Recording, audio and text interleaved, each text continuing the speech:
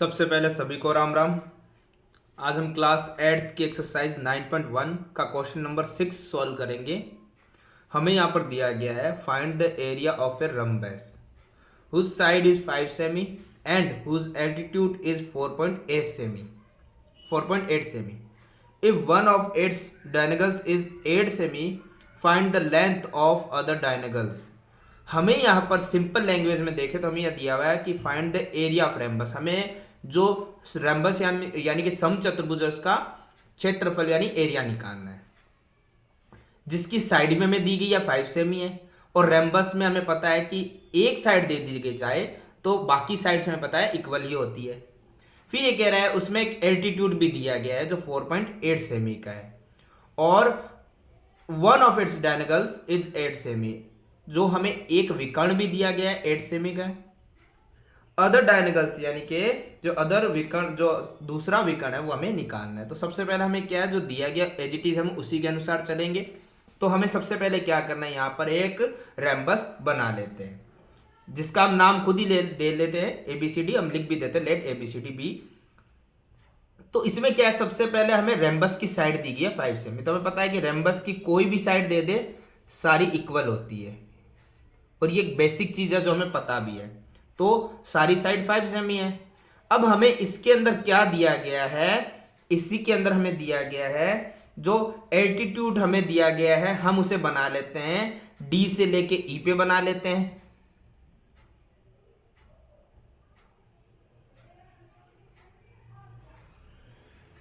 जो हमें दिया गया 4.8 सेमी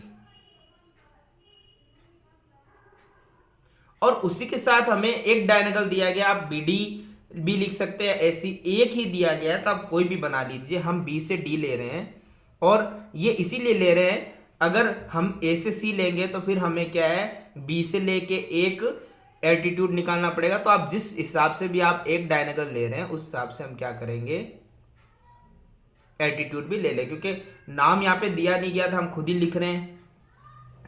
तो बीडी जो हमें दिया गया है वो है 8 सेमी का डायगोनल।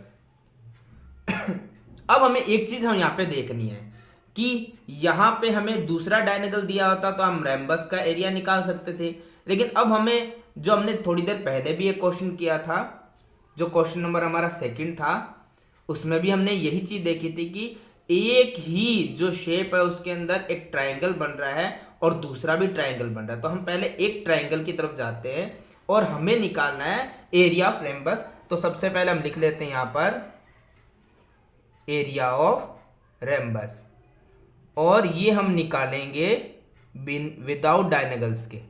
और ये कैसे निकलेगा, क्योंकि ये इसने यहाँ पे हमें एल्टीट्यूड दिया गया, अगर ये नहीं दिया होता तो फिर हमें दोनों डायगोनल्स ही चाहिए होते। तो हमें पता है रेम्बस का फॉर्मूला, अगर हमारे पास एल्टीट्यूड दिया गया ट्राइंगल बने हुए हैं तो किस प्रकार से निकाल सकते हैं उसका हम यहाँ पे नाम भी लिख लेते हैं एबीसीडी है। तो उसे निकालने का तरीका ये है कि हमारे पास जो एक यहाँ पे रेम्बस बन रहा है उसके अंदर दो ट्राइंगल बन रहे हैं, तो 2 multiply area of triangle A B D जिसमें हमारा एल्टीट्यूड बन रहा है। तो देखो 2 रहेगा, एरिया ऑफ ट्राइंगल ये होता है 1/2। ये हमने पिछले जो क्वेश्चंस किए थे थर्ड और फोर्थ उसमें भी अप्लाई किया था, फोर्थ क्वेश्चन हमने किया था पहले उसमें अप्लाई किया था, आप जाकर देख सकते हैं हमारे पुराने वीडियोस में। तो 1/2 बेस और हाइट। तो ध्यान से देखना, बेस हमारे पास एबीडी के अंदर बन रहा है, ये रहा जो है AB। तो हम यहाँ पे ये भी लिख सकते हैं AB और हाइट एल्टीट्यूड होती है जो हमारे पास है D। तो देखेंगे 2 मल्टीप्लाई 1/2 और यहां पर आ रहा है बेस जो है AB हमारे पास पता है रेम्बस की साइड है जो कितनी है हमारे पास 5 और H या हमारी D है, D हमारा एल्टीट्यूड था जो कितना है, एल्टीट्यूड हमें दिया गया 4.8 सेमी। तो देखिए 2 से 2 कट हो गया। अब हम देखते हैं 5 × 4.8 है और दोनों की जब मल्टीप्लाई करेंगे तो ये आएगा हमारा 24.0 सेमी स्क्वायर यानी कि 24 सेमी स्क्वायर। तो ये हमारा एरिया ऑफ क्या आ गया है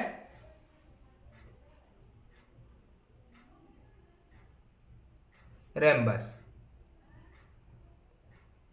अब जैसे हमें यहां पर दूसरा डायनेगल भी निकालना है, तो उसके लिए हमें क्या करना है, एरिया ऑफ रेम्बस निकला तो उसी का फॉर्मूला हम लगा देंगे, जो नॉर्मल हमने अभी देखा भी था कि कैसा होता है,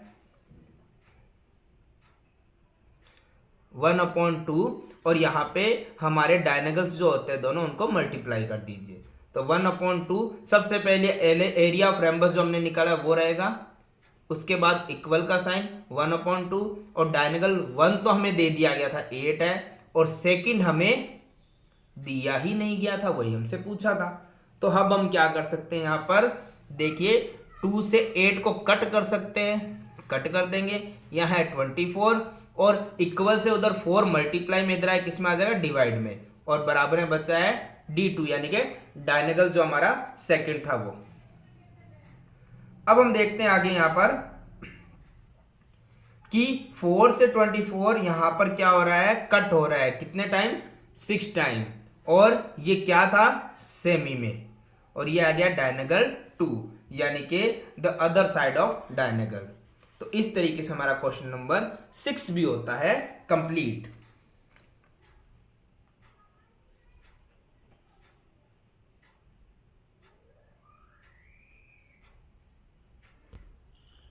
क्वेश्चन नंबर 7, हमें यह दिया गया, the floor of a building consist of 3000 tiles which are rhombus shape. हमें एक फ्लोर पे टाइल्स लगाने है किसी बिल्डिंग में, जो क्वेश्चन में दिया गया है, 3000 टाइल्स है, और वो सभी रेम्बस शेप में है, यानी हमें किसका एरिया निकालना पड़ेगा, रेम्बस का। चलो एक चीज यहां से क्लियर हो गई है, अब रेम्बस है तो हमें उसके डायनेगल्स चाहिए, तो हमें यहाँ पे डायनेगल्स मिल गए, दोनों मिल गए हैं, तो ये हमारे लिए बहुत आसान हो जाएगा। दोनों डायनेगल्स है तो हम रेम्बस, एरिया ऑफ रेम्बस निकाल सकते हैं। हालांकि उसके बाद में थोड़ा कॉस्ट भी बढ़ा है, तो वो कह रहा है हमें यहाँ पे टोटल कॉस्ट निकालनी है, पॉलिशिंग हुआ है उस फ्लोर पे, और जो कॉस्ट है पर मीटर स्क्वायर का वो है 4 रुपीज।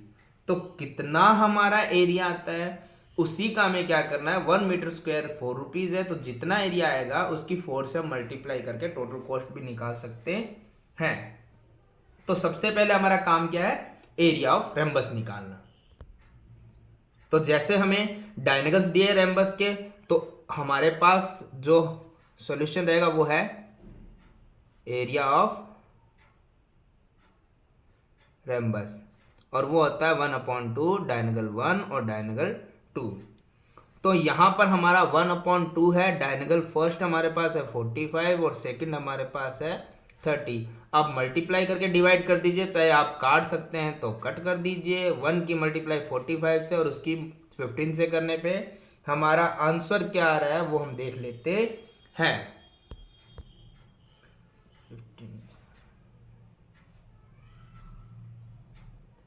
तो ये आंसर आ गया हमारा 675 semi square.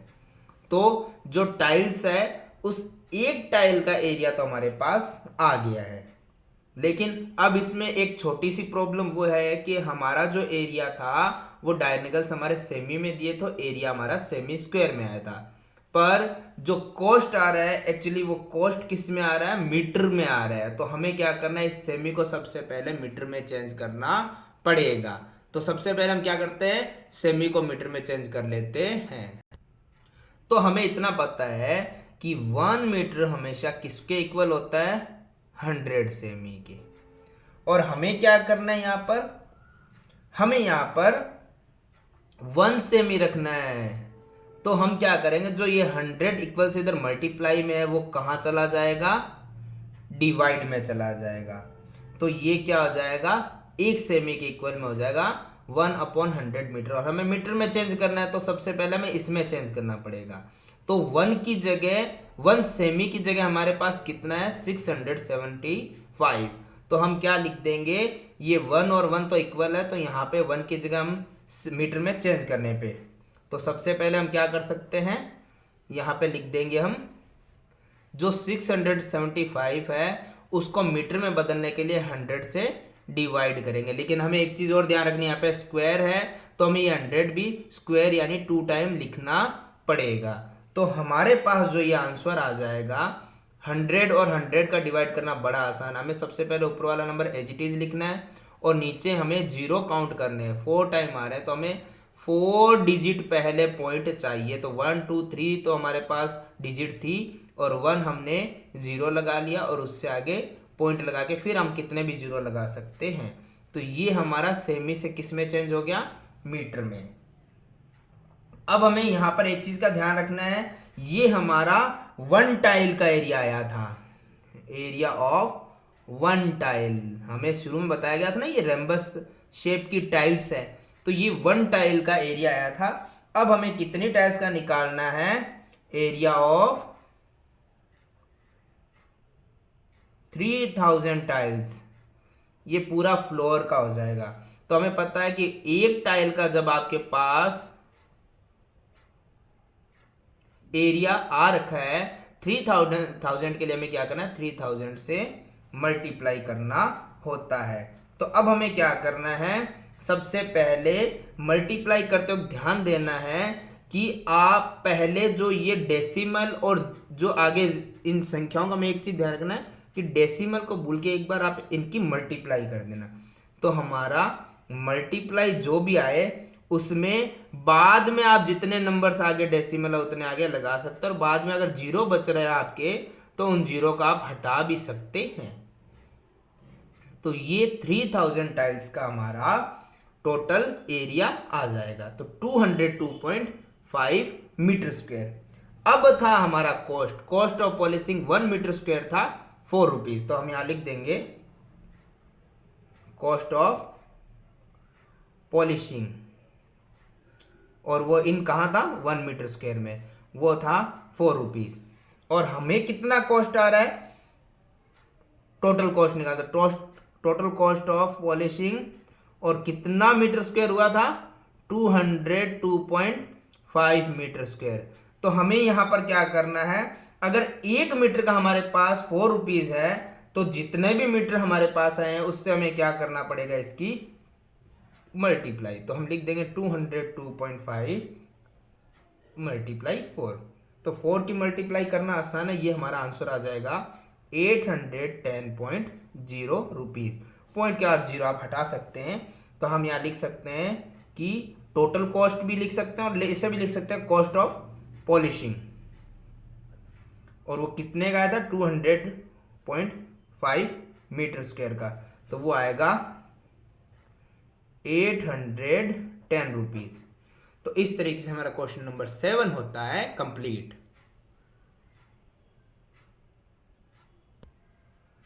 Next question number 8, हमें यहां पर दिया गया है Mohan wants to buy a trapezium shape field. देखिए ये वैसे शेप हमें दिया भी गया है और हम बना भी सकते हैं। हमें बता रहा है कि मोहन ने क्या लिया है, एक ट्रिपेजियम शेप का फील्ड लिया है, खेत लिया है, और यहाँ पे हमें बता दिया गया कि it's side along the river it's parallel to the twice of the side along the road. एक साइड रोड को और एक साइड रिवर को लग रही है और ये हमारी पैरेलल साइड। सर इसने यही बता दिया कि रिवर की साइड जो आपकी पैरेलल साइड है वो क्या है, वहां पे ट्वाइस यानी कि डबल है रोड वाली साइड से। अगर हम इसे a मानेंगे तो इसे 2a मानेंगे, इसे x मानेंगे तो इसे x2 मानेंगे, क्योंकि ये क्या है, इसकी डबल है, ट्वाइस। और इसके बाद ये कह रहा है if the area of field is 10,500 metre square. इस पूरे जो खेत फील्ड है उसका आपको एरिया यानी क्षेत्रफल निकाल कर दे दिया गया। और हमें पता है सबसे पहले कि उसने जो फील्ड यानी खेत लिया वो किस शेप का है, ट्रिपेजियम का, यानी कि हमें किसका एरिया मिल गया है, ट्रिपेजियम का। चलिए इसके बाद ये कह रहा है इसकी perpendicular distance between the two parallel side is 100 metre. यहाँ पे हमने पहले ही बताया था जो डिस्टेंस होती है इसी को हम हाइट यानी h बोलते हैं, जो 100 मीटर हमें दिया गया है। हमें क्या करना, find the length of the side along the river. जो राइट रिवर के साथ यहाँ पर पैरेलल साइड है सिर्फ उसी को निकाला, लेकिन हमें दोनों ही साइड को मानना पड़ेगा क्योंकि हमारे पास दोनों ही नहीं है। तो सबसे पहले हम क्या करते हैं, वो शेप बना लेते हैं। जो रोड के साइड एक यहाँ पर हमारी पैरेलल साइड थी, दूसरी रिवर के साथ वाली पैरेलल साइड थी, उनकी डिस्टेंस दी हुई थी और हमें रिवर के साइड वाली जो पैरेलल साइड है उसको निकालना है कि वो कितना मीटर आ रहा है। देखो सबसे पहले इसने क्या दिया हमें, एरिया ऑफ फील्ड, और हमें पता है फील्ड कैसा शेप का था, ट्रिपेजियम, यानी ये क्या हो गया, एरिया ऑफ फील्ड ट्रिपेजियम था, तो एरिया ऑफ ट्रिपेजियम हो गया है। तो हम लिख लेंगे एरिया ऑफ ट्रेपेजियम। इसके साथ हमें एक चीज और शुरू में लिखनी है, वो भी ध्यान रखिए, हमें यहाँ रोड के साइड वाली पैरेलल साइड और रिवर के साइड वाली पैरेलल साइड पता नहीं है, तो हमें इतना जरूर पता है कि हम इनको कुछ मान सकते हैं। तो हम रोड के साइड वाली को मान लो x मानते हैं, हम यहाँ लिख देते हैं लेट पैरेलल साइड, रोड के साथ वाली को हमने माना है x। अब एक चीज ध्यान रखिएगा, हमें दिया गया है रिवर के साइड जो पैरेलल साइड है वो क्या है, रोड के साइड वाली पैरेलल साइड के ट्वाइस यानी डबल है, तो ये हो जाएगा हमारे पास, सेकंड होगी 2x।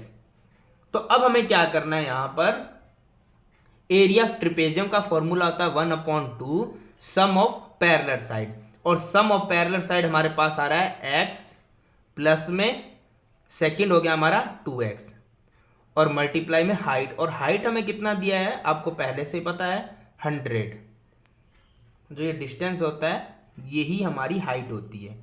और अब देखो एरिया ऑफ ट्रिपेजियम तो हमें सबसे पहले दे दिया गया था, कितना था 10,500 इक्वल 1/2, इस ब्रैकेट को सॉल्व करते तो x प्लस 2x हमारा हो गया 3x, क्योंकि ये 1x था और 1 प्लस 2 हो गया है 3 और x कॉमन था, और मल्टीप्लाई में आ गया है 100। अब हमें सिंपल सा क्या है, अगर हम इसे क्रॉस कर सकते तो क्रॉस कर लीजिए, वरना सिंपल तरीका ये है कि 10,500 है, ये इक्वल के इस तरफ 2 जो डिवाइड में वो कहाँ आ जाएगा, मल्टीप्लाई में, जो 100 यहां मल्टीप्लाई में वो कहाँ आ जाएगा, डिवाइड में, और बचेगा सामने क्या 3x। हालांकि हमें पता है x के साथ जो 3 मल्टीप्लाई में वो भी डिवाइड में आ जाएगा, पर हम इसे नेक्स्ट लाइन में भी कर सकते हैं। देखो 0 से 0 हमारा क्लियर हो गया, अपॉन में 1 बचा, और 1 का हमें पता है डिवाइड करने में वो सेम ही नंबर आएगा। यहाँ 105 मल्टीप्लाई 2 की जब मल्टीप्लाई जब हम करते हैं तो ये आंसर हमारा आएगा 210 और इक्वल में है 3x, तो x के साथ जो 3 है वो मल्टीप्लाई में इक्वल से इधर आए किस में आ जाएगा, डिवाइड में, तो 3 से 210 जाएगा 70 टाइम, तो आया है 70, और ये 70 क्या आया है, मीटर, और ये आया है x। अब हमें क्या करना था, हमें तो बुक ने दिया है कि सिर्फ हमें वो लेंथ निकालनी है जो अलोंग द रिवर है, यानी रिवर के साथ में। तो हमें रिवर के साथ में निकालने के लिए क्या करना पड़ेगा, सबसे पहले यहां पे हम लिख लेते हैं